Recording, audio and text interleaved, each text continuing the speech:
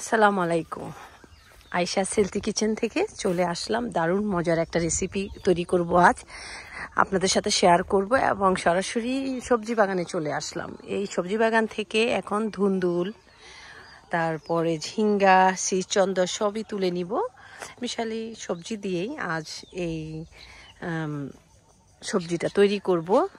একটু লাবড়া টাইপ করে করব, খুবই মজা হয় এভাবে রান্না করলে, সেটাই শেয়ার করছি আপনাদের সাথে। তো আমি এখন একটু কয়েকটা ছিঁড়ে নিব আর কি সবজি। তো সেটা দেখেন, খুব ভালো লাগে আসলে, একদম বাগান থেকে তুলে। এগুলো পটল গাছগুলো একদম এখানে ছেয়ে গেছে। তো বাগান থেকে সবজি পেড়ে খাওয়ার মজাই আলাদা আসলে। এই জন্য ভাবলাম বাগান থেকে ছিঁড়ছি, সেটাও আপনাদের সাথে একটু শেয়ার করি, তাহলে ভালো লাগবে দেখতে। তো আগে শ্রীচন্দনটা ছিঁড়ে নিই।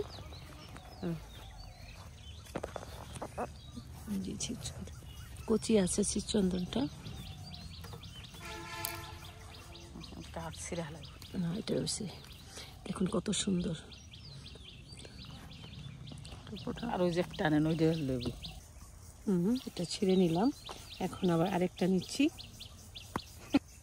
এই দেখুন কত সুন্দর, দুটোই নিয়ে নিলাম। দেখুন দুটোই নিয়ে নিয়েছি। এখন যাব ধুন্দুল ঝিঙ্গা পারবো, ধুন্দুল পারবো। এই দেখুন কত সুন্দর না দেখতে, কতটা সুন্দর। যাই হোক, এখন ওই যে চাল কুমড়ো ঝুলে আছে এখানে। এই ধুন্দুলটা কি আচ্ছা শেফালি, এই ধুন্দুলটা কি বাড়তি হবে না? কচি না?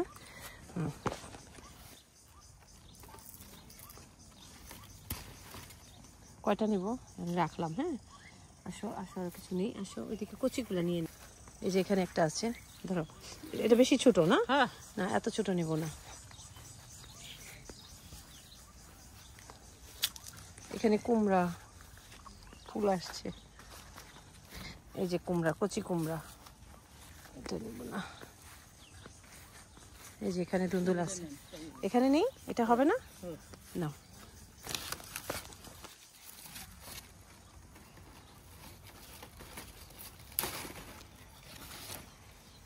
এই যে দেখুন কি সুন্দর। আর এখানে শসা, কচি শসা নিচে যাচ্ছি, এটা খাবো আমি।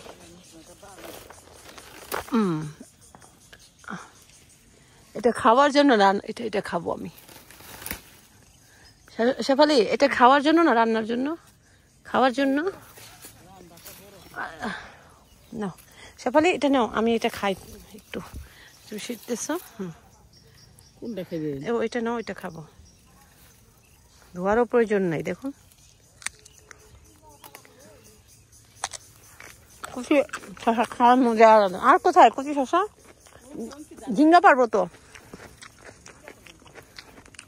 এখন, কি মজা।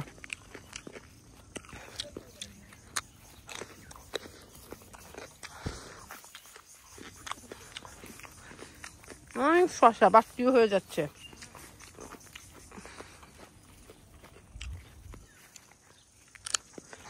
দেখুন কচি শশা খাওয়ার মজাই কিন্তু আলাদা, জানেন, অনেক মজা হয়। দেখুন একদম সব খেয়ে একদম কচি। এখানে আরেকটা কচি শশা আছে,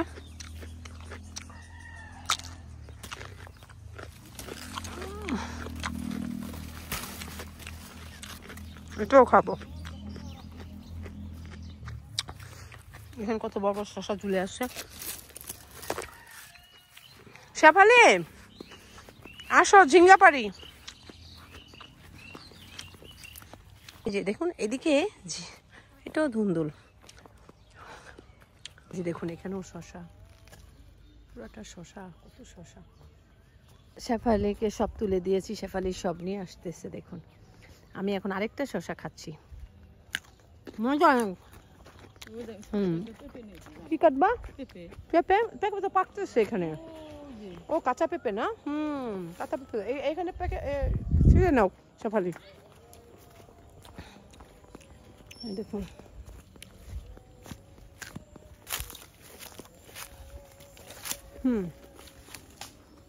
এখন এখান থেকে কাঁচা পেঁপে নিব সবজির মধ্যে নিয়ে আমি নিল আমি একটু ছিঁড়ি ছিলেন এটা রং ধরছে তো শেফালি আল্লাহ পেকে গেছে এটা কি সুন্দর পেকে গেছে দেখুন এই যে পেকে গেছে ওয়েট ধরে খা এখানে সবগুলা পেকে গেছে হ্যাঁ কিন্তু তরকারি দিবেন কেমনি না এটা তোকে দেওয়া যাবে না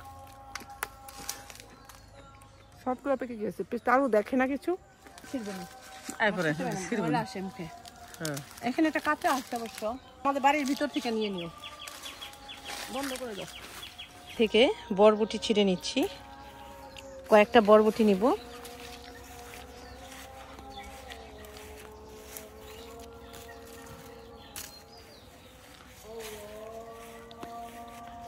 দেখেন এখানে বরবটি আছে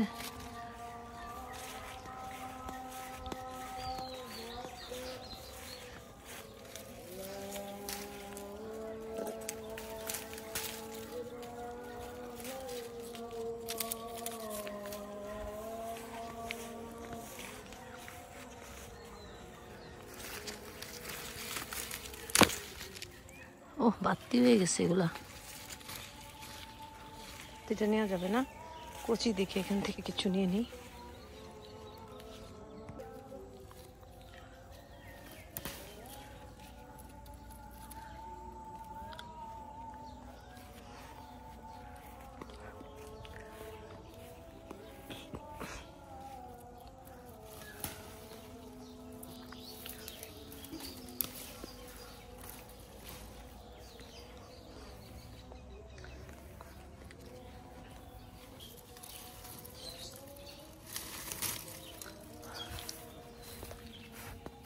এখানে কলা গাছটা কলার ভারে এটা সাগর কলা কলার ভারে গাছটা একদম কান্দি পড়ে আছে এখন এগুলো পাকলেই বাতি হলেই কিন্তু নামিয়ে ফেলা হবে কত সুন্দর আর এখানে গাছে আম ধরেছে কত আম আর এদিকে আনারস গাছগুলোতে কত সুন্দর সুন্দর আনারস ধরে আছে আমার লাউ গাছটা দেখুন কত সুন্দরভাবে বেয়ে উঠেছে একদম জাংলায় কত সুন্দর মাশাআল্লাহ আমার লাউ গাছে কত একদম লাউ পাতা লাউ গাছে ফুলও ফুটে এসেছে দেখুন লাউ গাছে ফুল চলে এসেছে দেখুন ছোট গাছটা কত বড় হয়ে গেছে কত সুন্দর লাউ ধরবে আপনাদের সাথে শেয়ার করব আর এই গাছ থেকে লাউ পেরে লাউর রেসিপিও শেয়ার করব ইনশাআল্লাহ তো এই তো বাগান থেকে সবজিগুলো সব তুলে নিয়ে আসার পর এই সবজিগুলোকে কেটে পরিষ্কার করে ধুয়ে নিয়ে নিয়েছি আর আজ রান্না করছি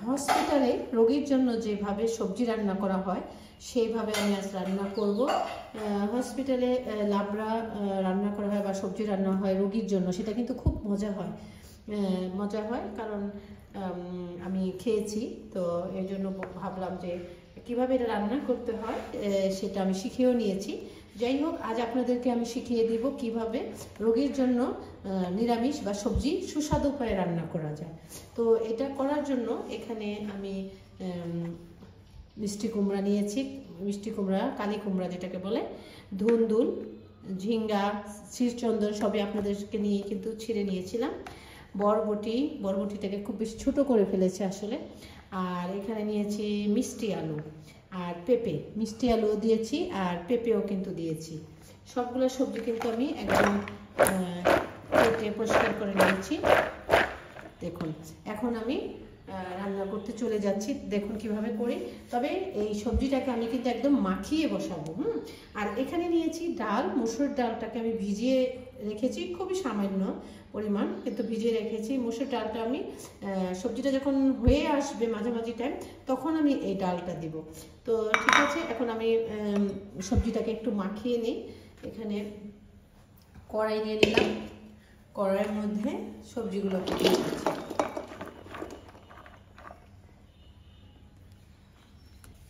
এখানে পেঁয়াজ দিয়ে দিব সবটুকুই দিব কারণ সবজিটা যদি একটু সুন্দর করে মাখা মাখা করে রান্না করতে হয় তাহলে কিন্তু সবটুকুই দিয়ে দিতে হবে আর এখানে আস্ত কোয়া রসুনটাও দিয়ে দিব আস্ত কিছু কোয়া রসুনও দিয়ে দিলাম, কিছু কাঁচামরিচ ফালি করে রেখেছি, কিছু আস্ত করে রেখেছি। ফ্লেভারের জন্য আমি কিছু আস্ত কাঁচামরিচ ফালি করে দিয়ে দিলাম, আর আস্ত কাঁচামরিচ আমি পরে দিয়ে দিব। এরপর এখানে দিয়ে দিচ্ছি লবণ পরিমাণ মতো, দিচ্ছি পরিমাণ মতো। যেহেতু মিষ্টি আলু আছে, লবণ কিন্তু একটু বেশি লাগবে স্বাভাবিক, 2-4 চামচ দিয়ে দিলাম। এরপর এখানে দিয়ে দিচ্ছি 1 চা চামচ আদা বাটা, দিয়ে দিব 1 চা, তো এখানে দিয়ে দিচ্ছি 1 চা চামচ আদা বাটা, রসুন বাটা, 1 চা চামচ আদা বাটা, 1 চা চামচ রসুন বাটা দিয়ে দিলাম। এবার সামান্য পরিমাণ হলুদের গুঁড়ো দিব, আর ধনিয়ার গুঁড়ো দিব, কিন্তু মরিচের গুঁড়োটা দিব অল্প, খুবই সামান্য। দেখুন কতটুকু দিয়েছি, 1/2 চা চামচেরও কম মরিচের গুঁড়ো দিয়ে দিলাম। খুবই সামান্য পরিমাণ হলুদের গুঁড়ো দিয়ে দিব।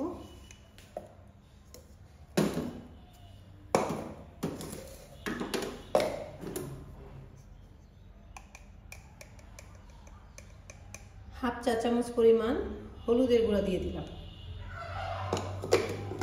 দিয়ে দিচ্ছি ধনিয়া গুঁড়ো। ধনিয়া গুঁড়োটা দিতে হবে বেশি, একদম ভরে উঁচু করে 1 চা চামচ দিয়ে দিয়েছি। তারপরও আমি আরেকটু দিব, 2 চা চামচ, একদম পরিমাণ করে 2 চা চামচ ধনিয়ার গুঁড়ো দিয়ে দিলাম। আর জিরা দিব খুব সামান্য, জিরাটা দিয়ে দিচ্ছি 1/2 চা চামচ। এই তো এগুলো সব মশলা আমার দেওয়া হয়ে গিয়েছে। এখন জাস্ট খুব একটু ভালো করে মাখিয়ে নেব। মাখিয়ে তারপর আমি হাত ধোয়া পানি দিয়ে এটাকে বসিয়ে দেব। এখন একটু ভালো করে মাখিয়ে নিচ্ছি। এই নিরামিষ কিন্তু বিভিন্নভাবেই রান্না করা যায়, যেভাবে রান্না করা হয় সেভাবে ভালো লাগে। তবে আজকে আমি হসপিটালে রোগীর জন্য যেভাবে রান্না করা হয়, তো সেটাই আমি আজ আপনাদের সাথে শেয়ার করছি। আমি খেয়েছিলাম, খুব ভালো লেগেছে এবং বাবুর্চির কাছ থেকে রেসিপিটা নিয়ে নিয়েছিলাম। আর একভাবে কিন্তু সবসময়ও মজা লাগে না, একটু একঘেয়েমি চলে আসে, এজন্য একটু মাঝে মাঝে পরিবর্তন করলে ভালো লাগে। আর এখানে কিছু ধনিয়া পাতা আমি এখনই দিয়ে দিচ্ছি, আর কিছু ধনিয়া পাতা আমি নামানোর আগে দিয়ে দিব। হ্যাঁ, এই ধনিয়া পাতাগুলো আমাদের নিজস্ব ক্ষেতের থেকেই তোলা দিলাম। এখন দিয়ে দেবো এখানে তেল দিয়ে দিব।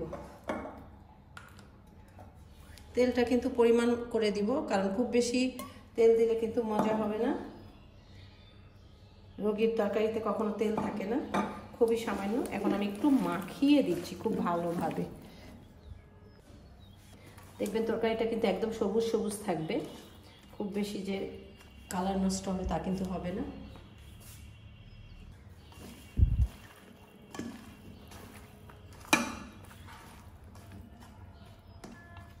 আমি চাইলে ডাল ধোয়া পানিটাও দিয়ে দিতে পারি, একদম খুব সামান্য। ডালটা ভিজিয়ে রেখেছি, কারণ ডালের পানি কোনো অসুবিধা নেই। চুলায় আগুন ধরিয়ে দিয়েছি। এখন আমি নিরামিষটাকে চুলায় বসিয়ে দিব।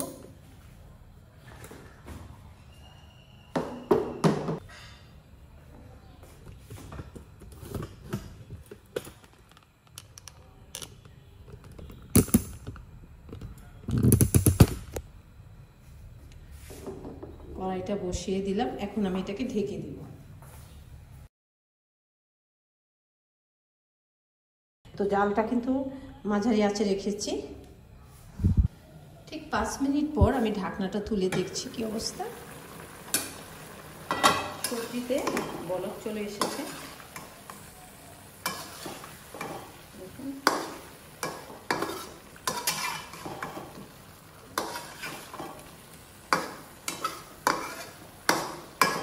সবজিটাকে একটু কষিয়ে নিলাম। এখন কিন্তু আমার ডালগুলো দিয়ে দিতে হবে, ডালটা দিয়ে দিব। ডালগুলোকে এখন দিয়ে দিচ্ছি।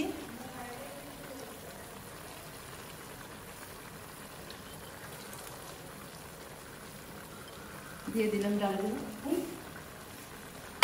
দিয়ে দিলাম। এখন দিয়ে দিব কিছু ধনিয়া পাতাও দিয়ে দিব কিছু।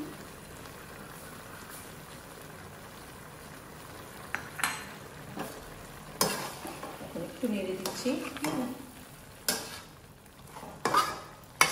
এখন আবার এটাকে ঢেকে দেবে। আবার একটু ঝোল লবণ ঠিক আছে।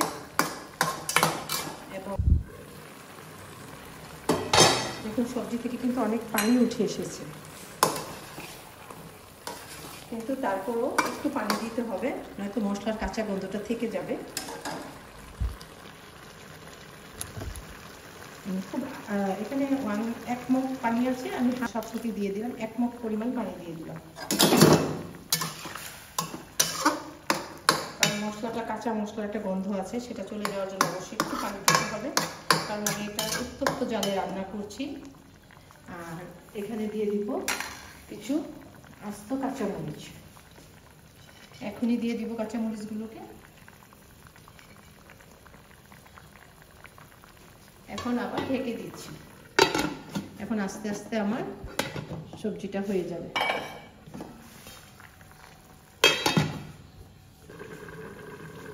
পাঁচ মিনিট পর ঢাকনাটা তুলে দেখছি, ও দারুণ হয়েছে। তরকারিগুলো একদম সবুজ আছে এবং ডালটাও দেখেন সুন্দর চেয়ে আছে। ডালগুলো কিন্তু একদম হয়ে যায়নি, সুন্দর। আর হাসপাতালের তরকারিগুলো কিন্তু এরকম একটা ঝোলের উপরেই থাকে, মাখামাখা একটা ঝোলের উপরে থাকে। আর এখানে আমি ধনিয়া পাতা দিয়েছি, ওরা আগেই ধনিয়া পাতা দেয় দেখেছি। আর ধনিয়া পাতারও একটা সুন্দর ফ্লেভার আছে, যে ফ্লেভারটা তরকারিকে আরও সুস্বাদু করে। আর মাছের তরকারিতে আমরা অবশ্যই উপর দিয়ে ধনিয়া পাতা দিই, কিন্তু ধনিয়া পাতা কিছুটা অংশ যদি আগেই দেওয়া যায় তরকারির সাথে, তাহলে কিন্তু খুব সুন্দর একটা তরকারির মধ্যে ফ্লেভারও আসে আর টেস্টও হয়, অন্যরকম একটা টেস্ট হয়। ওকে, তো এখন আমি আবার ঢেকে দিচ্ছি 5-7 মিনিটের জন্য। আর এখানে একটা তেজপাতাও দিয়ে দিব আমি। একটা তেজপাতা ধুয়ে পরিষ্কার করে নিয়েছি, তেজপাতাটা দিয়ে দিব।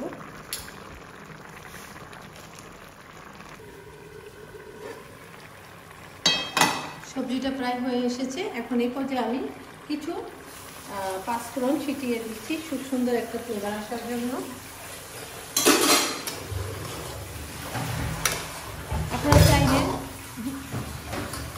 আপনারা চাইলে এই পাঁচফোড়নটা তেলের মধ্যেও দিয়ে দিতে পারেন, কোনো অসুবিধা নেই। আমি একটু সুন্দর মানে টাটকা ফ্লেভারটা রাখার জন্য পরে দিয়ে দিলাম, চাইলে আপনি আগেও দিয়ে দিতে পারেন। এখন ঢেকে দিচ্ছি আবার। ঠিক 5 মিনিট পর আমার নিরামিষটা হয়ে যাবে, আমি নামিয়ে ফেলবো। এই তো হয়ে গেল আমার দারুণ মজার, রোগীর জন্য হেলদি একটা নিরামিষ বা সবজি, খুবই সুস্বাদু। আশা করি আপনারা এভাবে রান্না করবেন এবং পরিবারের সবাইকে নিয়ে উপভোগ করবেন। নতুন কোনো রেসিপি নিয়ে আবারও হাজির হয়ে যাবে ইনশাল্লাহ। ভালো থাকবেন, অনেক অনেক দোয়া ভালোবাসা আপনাদের জন্য। যারা নতুন অবশ্যই সাবস্ক্রাইব করতে ভুলবেন না, বেশি বেশি করে শেয়ার করবেন এবং লাইক দিবেন, কমেন্ট করবেন।